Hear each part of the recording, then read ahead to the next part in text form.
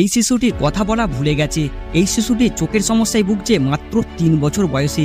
আর এই শিশুটি আচরণগত সমস্যায় আক্রান্ত। এরা সবাই একটাই কাজ করেছে, দিনে কয়েক ঘন্টা মোবাইল ফোনে কার্টুন দেখেছে। আপনার শিশু কি দিনের বেশিরভাগ সময় মোবাইলের স্ক্রিনের দিকে তাকিয়ে থাকে? আপনিও কি একটু শান্তির জন্য শিশুর হাতে মোবাইলটা তুলে দিচ্ছেন? তাহলে আপনি বড় ভুল কাজ করছেন। তাহলে আপনি হয়তো নিজেই তাকে ঠেলে দিচ্ছেন এক ভয়ঙ্কর ভবিষ্যতের দিকে। তাই আজকের এই ভিডিওয়ে আমরা কথা বলবো আজকাল যুগের সবথেকে বড় সমস্যা এবং সমাধান নিয়ে। ভিডিওটি অনেক গুরুত্বপূর্ণ হতে চলেছে, তাই ভিডিওটি পুরো দেখতে থাকুন। চলুন এবার শুরু করা যাক।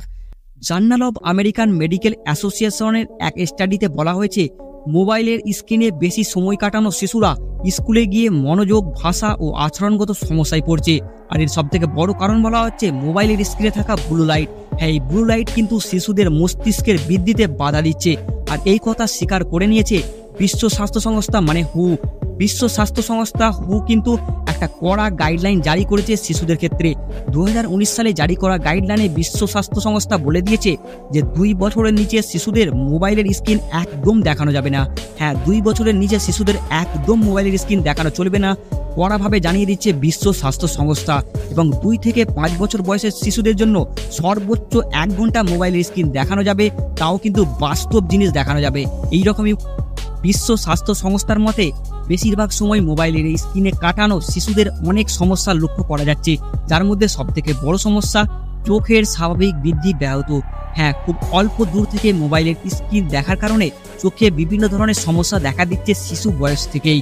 চোখের রস শুকিয়ে যাওয়া, চোখের দৃষ্টি কমে যাওয়া, এমনকি চোখে স্ট্রোক পর্যন্ত দেখা যাচ্ছে শিশু বয়সেই। চোখের স্বাভাবিক বৃদ্ধি ব্যাহত একটা বড় সমস্যা শিশু বয়সে, এমনই জানাচ্ছে বিশ্ব স্বাস্থ্য সংস্থা।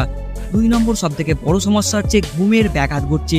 হ্যাঁ, অসময়ে শিশুরা ঘুমাচ্ছে আর রাতের বেলায় জেগে থাকছে। এর সবথেকে বড় কারণ হচ্ছে মেলাটোনিন হরমোন রিলিজ হওয়া বন্ধ হয়ে যাওয়া।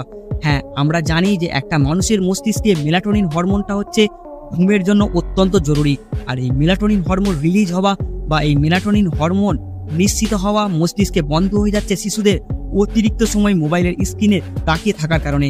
মোবাইলের স্ক্রিনে থাকা ব্লু লাইট মেলাটোনিন হরমোন রিলিজে বাধা দিচ্ছে, তাই শিশুদের ঘুমের ক্ষেত্রে বড় ব্যাঘাত ঘটছে। আর 4 নম্বর সমস্যাটা তো পৃথিবীতে মহামারীর মতো ছড়িয়ে পড়েছে। হ্যাঁ, প্রত্যেকটি শিশু চিকিৎসকের কাছে ছুটছে বেশিরভাগ বাবা মায়েরা, আর একটাই অভিযোগ করছে যে তাদের শিশু নাকি কথা বলতে পারছে না, তাদের শিশু কথা বলতে দেরি করছে, কথা শিখছে না। হ্যাঁ, এটা সত্যি কথা। শিশু চিকিৎসকরাও মেনে নিচ্ছে যে অতীতের থেকে বর্তমান যুগের শিশুরা কথা শিখতে অনেক দেরি করছে, আর তার সব থেকে বড় কারণ হচ্ছে মোবাইল ফোন। আর এই শিশু চিকিৎসকরা একটাই অ্যাডভাইস দিচ্ছে তার বাবা মায়েদের যে শিশুকে মোবাইল থেকে দূরে রাখতে। এই মোবাইলের কারণেই, এই মোবাইলের স্ক্রিনের কারণেই তাদের মস্তিষ্কের বৃদ্ধি ব্যাহত হচ্ছে এবং কথা শিখতে দেরি হচ্ছে। হ্যাঁ, এই সমস্যাটা সব থেকে বড় সমস্যা, যা মহামারীর মতো ছড়িয়ে পড়েছে গোটা পৃথিবীতে। 3 নম্বর সবথেকে ভয়ঙ্কর সমস্যার কথা যেটা বলছে বিশ্ব স্বাস্থ্য সংস্থা, সেটা হচ্ছে আচরণগত সমস্যা। হ্যাঁ, মোবাইলের স্ক্রিনে যখন রঙিন কার্টুন দেখছে শিশুরা, তখন কিন্তু শিশুরা অনেক আনন্দ পাচ্ছে রিয়েল দুনিয়ায় থাকার থেকে। হ্যাঁ, রিয়েল দুনিয়ায় খেলাধুলার থেকে মোবাইলের রঙিন কার্টুন, রঙিন দুনিয়া তাদের অনেক আনন্দ দিচ্ছে। আর এই কারণেই মোবাইলের স্ক্রিনে তাকিয়ে থাকার সময় তাদের ব্রেনে ডোপামিন নামক খুশির, আনন্দের হরমোন রিলিজ হচ্ছে। তাই শিশুরা পছন্দ করছে মোবাইল দেখাকেই। রিয়েল দুনিয়ায় খেলাধুলা অনেক কম পছন্দ করছে শিশুরা। তাই এই ডোপামিন অ্যাডিকশনের কারণেই, মোবাইলের স্ক্রিন অ্যাডিকশনের কারণেই শিশুরা বেশিরভাগ সময় মোবাইলের স্ক্রিন দেখতে চাইছে। আর এই ক্ষেত্রে সবথেকে বড় সমস্যা আরেকটি লক্ষ্য করা যাচ্ছে, যদি শিশুর কাছ থেকে মোবাইল কেড়ে নেওয়া হয় বা শিশুরা মোবাইল না পায়, তাহলে শিশুরা কিন্তু কান্নাকাটি করছে, চিৎকার করছে, রাগ দেখাচ্ছে, এমনকি নিজেকেও আঘাত করছে। হ্যাঁ, এই আচরণগত সমস্যা কিন্তু সবথেকে বড় সমস্যা দেখা দিয়েছে বিশ্ব স্বাস্থ্য সংস্থা এমনটাই জানাচ্ছে। আর এবার আপনারা ভাবছেন যে এত তো সমস্যা রয়েছে মোবাইলের স্ক্রিনে দেখার কারণে, তাহলে আমরা করব কি, এর সমাধান কি? বিশ্ব স্বাস্থ্য সংস্থা এর জন্য গাইডলাইন জারি করে দিয়েছে। তারা বলেছে স্ক্রিনের সময় বেঁধে দিতে। হ্যাঁ, স্ক্রিনের সময় বেঁধে দিতে হবে। দিনে একটা নির্দিষ্ট সময় ঠিক করতে হবে। হ্যাঁ, 10 থেকে 20 মিনিট কি আধ ঘন্টা এইরকম সময় আপনাদের নির্দিষ্ট করে নিতে হবে। এবং যখন মোবাইল দেওয়া হবে শিশুকে, তখন কিন্তু অভিভাবকরা যেন অবশ্যই থাকে, মানে আপনারা যেন অবশ্যই থাকেন শিশুদের সঙ্গে যখন শিশু মোবাইলটা দেখবে। শিশু যেন নিজের মতো মোবাইল না দেখে। আর আপনি চেষ্টা করবেন মোবাইলে বাস্তব জিনিস দেখানোর, যেটা আপনার শিশুর বৃদ্ধি হতে, মস্তিষ্ক বৃদ্ধিতে সাহায্য করে। আর 2 নম্বর সবথেকে বড় জিনিস হচ্ছে বিকল্প তৈরি করতে হবে।